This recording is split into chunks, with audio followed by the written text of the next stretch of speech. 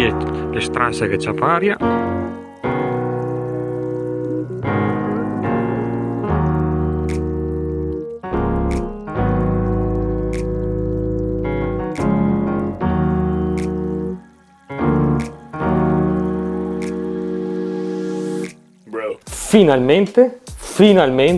Finalmente, lasciatemelo dire, perché sta situazione, guarda, io devo farmene fuori di testa.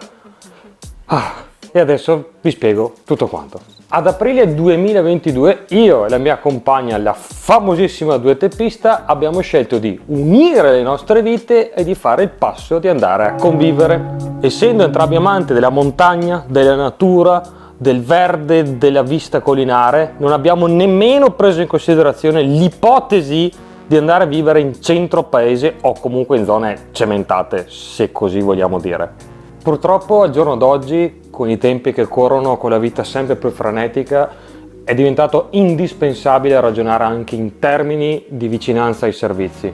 Si sa, più si sale di quota e più ci si allontana dai servizi. C'è poi anche la tematica del prezzo d'affitto dell'immobile, se ovviamente si sceglie di andare in affitto, che varia tantissimo da zona a zona.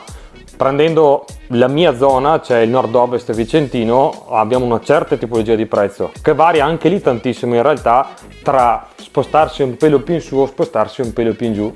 Per darvi un'idea, ci sono alcuni paesi collinari che non ti puoi nemmeno avvicinare, che ti potrebbero addirittura chiedere i soldi solamente perché hai deciso di passarci vicino. Figurate se te che vivi.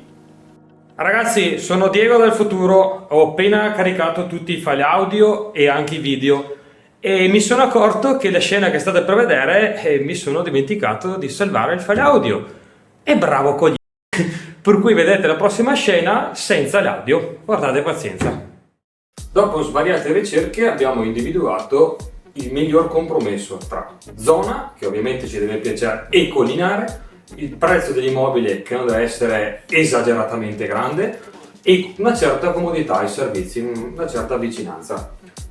Arrivati a questo punto, una coppia normale, soprattutto la prima esperienza di convivenza, va a farsi un giro nel posto scelto, va a farsi un giro in qualche agenzia piuttosto che dal privato, va a vedere 1, 2, se no anche 3, magari anche 4 immobili, giusto per farsi un'idea più concreta.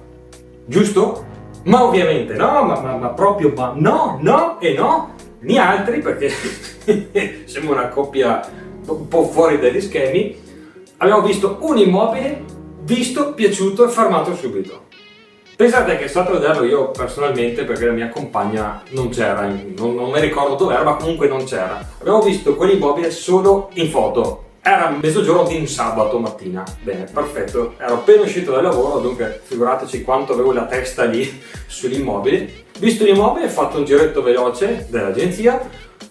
Visto, piaciuto, fermato proprio lo stesso giorno. Basta, questa è come è andata. E per fortuna è andata anche bene. Il paese in questione è Valdagno, nell'Alto Vicentino, o meglio, nelle stupende zone collinari di Valdagno, a circa 400 metri di quota. Per quanto riguarda la casa, è un contesto di contrat, in stile anni 50 possiamo dire, con grandi metrature e ampie stanze. Poi vedrete il tour della casa e capirete tutto quanto. Mentre per il contratto d'affitto in agenzia è il classico 3+2. Io e la dueteppista avevamo teorizzato, questo era almeno i nostri piani, di starci dentro tutti i 5 anni, cioè fare i primi 3 e poi il rinnovo di altri 2, chiudendo così i 5 anni. Ma purtroppo il proprietario di casa è morto, mi spiace, e ha ereditato tutto quanto il figlio.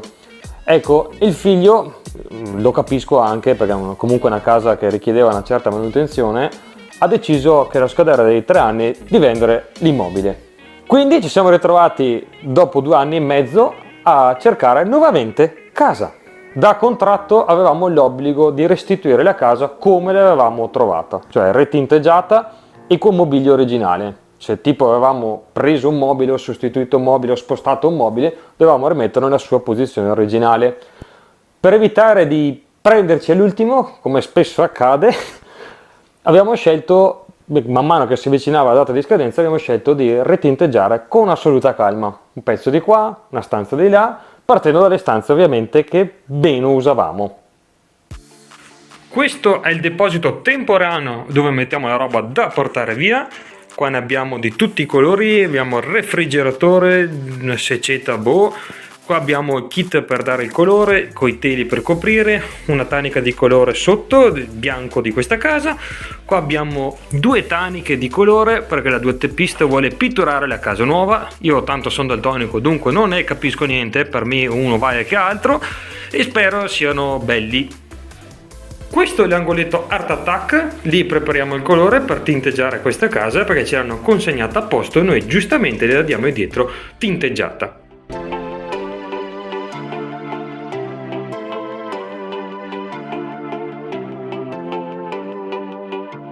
Oltre a ritinteggiare all'interno della casa ci sono ancora tutti i vestiti, tutte le cianfrusaglie e tutti i decori sparsi in giro per la casa da prendere, catalogare e inscatolare.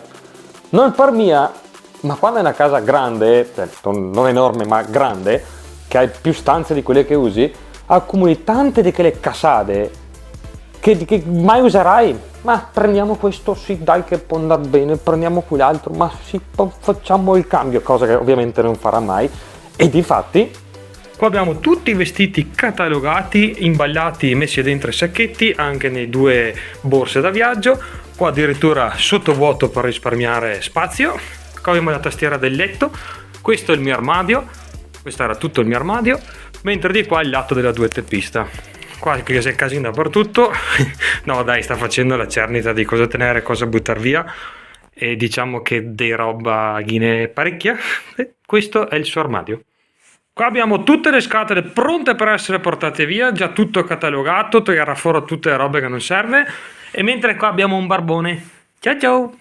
tutti i sacchi, sacchettini, scatole, scatolette, scatoloni che vedete, è solo la roba che portiamo via, perché c'è ancora roba dentro l'armadio, ci sono ancora cose dentro alle credenze e ci sono ancora tutti i viveri, pentole, tecce, piatti, bicchieri che dobbiamo ancora inscatolare. Beh, per forza di cose, perché sennò o moriamo di fame o andiamo in giro nudi, insomma, uno o l'altra. Ebbene, oggi è arrivato il giorno. Circa mezz'ora fa siamo andati a ritirare le chiavi della casa nuova, per cui procederemo a spostare tutta sta roba qua e tutto il resto della roba sparsa in giro per la casa della casa nuova. A few moments later.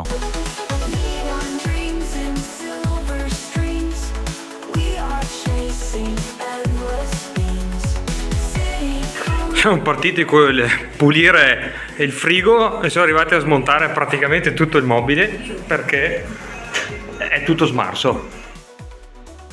Quello che avete appena visto non è che solo l'inizio, c'è ancora tanto di più.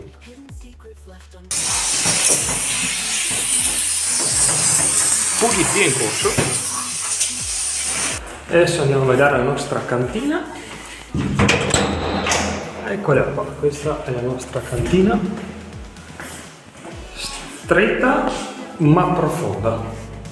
Questo qua è il garage, sicuramente da darci il bianco e a darci una bella pulita via tutte queste macchie qua, una bella botta di bianco, e potenzieremo anche la luce lì.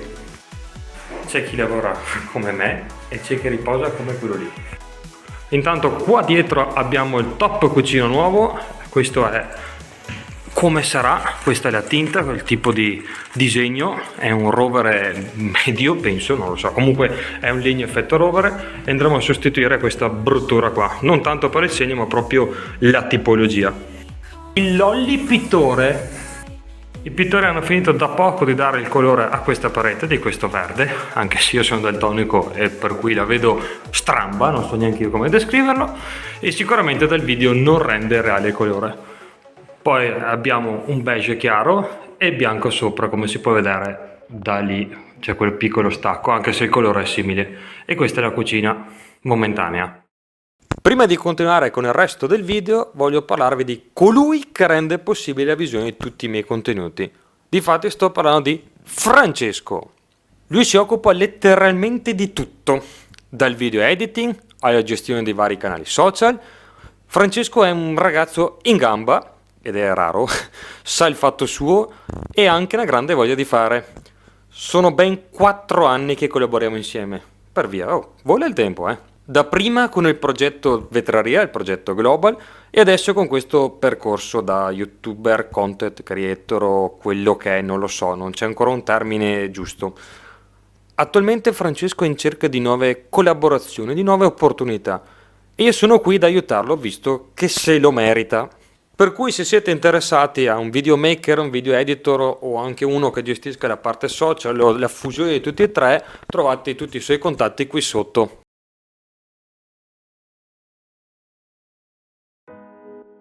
E voilà, decisamente più pulito e ordinato. Sono sparite tutte le ragnatele e bestie varie, tappetini isolanti, dopo andremo a mettere anche dei bancali e niente, procediamo a portare dentro tutta la roba.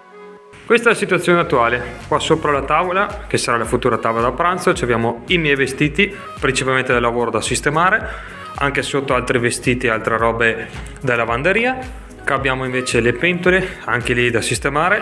Lì abbiamo un barbone, eccolo lì, che sta annusando in giro, e tanta altra roba da sistemare. Non posso mettere via perché la cucina è ancora fuori uso, ma presto provvederò a sistemare. Mentre questo è un mobiletto, anche se le scatole rovescia, ma dà l'idea di come sarà. Qua alle mie spalle c'è il letto contenitore, i comodini che hanno nell'altra casa. Questo invece è il comò, quello grande, e qua sotto tutta la roba che va dentro il comò. Quindi procediamo a sistemare tutto. Ed ecco qua come risulta a trasloco finito. Ovviamente c'è da sistemare tutto quanto. Momentaneamente abbiamo le piante che circondano il nostro rumbo. Abbiamo il nostro barbone e altra roba tutta da mettere via. Così come anche nelle altre stanze. Anche qua è tutto da mettere via. Momentaneamente va bene così. Bene ragazzi, siamo giunti alla fine di questo primo episodio. C'è ancora tanto da fare, come sostituire il tappo cucina, tinteggiare le antine della cucina, rimodernare e sistemare il bagno come una bella specchiera, come Dio comanda, ripristinare la terrazza, o meglio le terrazze, per dargli il giusto valore che merita. E tanto altro ancora. Lasciate un bel like se il video vi è piaciuto. Iscrivetevi al canale se ancora non l'avete fatto e se non l'hai ancora fatto tu sei una cattiva persona, una brutta persona da non prendere come esempio. Noi ci vediamo in un prossimo video.